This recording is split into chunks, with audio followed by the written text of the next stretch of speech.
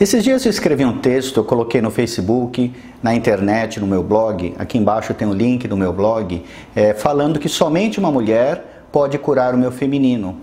E foi um texto que foi muito comentado, teve uma repercussão enorme, dezenas de compartilhamentos, muitas pessoas falando comigo, né, reproduzindo esse texto, pedindo autorização para colocar em outros blogs. Inclusive eu vou deixar também o link desse texto aqui embaixo para você olhar, depois que você ver esse vídeo.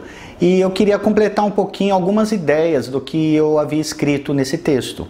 Até porque foi um texto muito orgânico. Eu tinha acabado de participar de uma vivência com a minha mulher, com a minha esposa Luciana, uma vivência tântrica, e dentro dessa vivência nós tivemos várias experiências, vários insights, várias dinâmicas, onde eu pude aprofundar de uma forma muito catártica, inclusive, as minhas sensações e a minha energia em relação ao feminino, e ela também, claro, mas eu vou falar só da minha parte.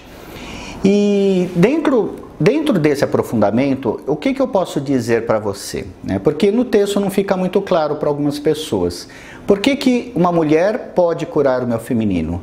Então significa que o meu feminino, quer dizer as mulheres, principalmente a mãe dentro de mim, ele está ferido.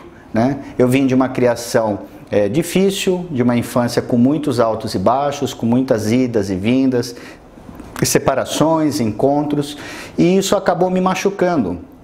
Depois eu fui criado por uma outra parente. Essa parente tinha um jeito muito rígido, muito controlador, também tinham questões emocionais muito fortes dentro daquela criação, daquela família, e eu tive que conviver com uma loucura mesmo dentro dessa família, a minha família, e aquilo me assustou quando criança, aquilo me fez principalmente ter medo das mulheres e ao mesmo tempo também raiva, porque as mulheres naquele momento estavam me subjugando.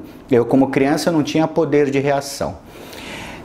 Geralmente quem acompanha meus vídeos sempre ouvem esse percurso da criança, do bebê que confia totalmente na mãe e gradativamente ele vai sendo separado, a confiança vai acabando ou pelo menos vai diminuindo conforme a relação que ele tem com a mãe, conforme a infância que ele tem e também conforme as marcas do passado familiar que ele carrega dentro de si. É uma coisa inconsciente.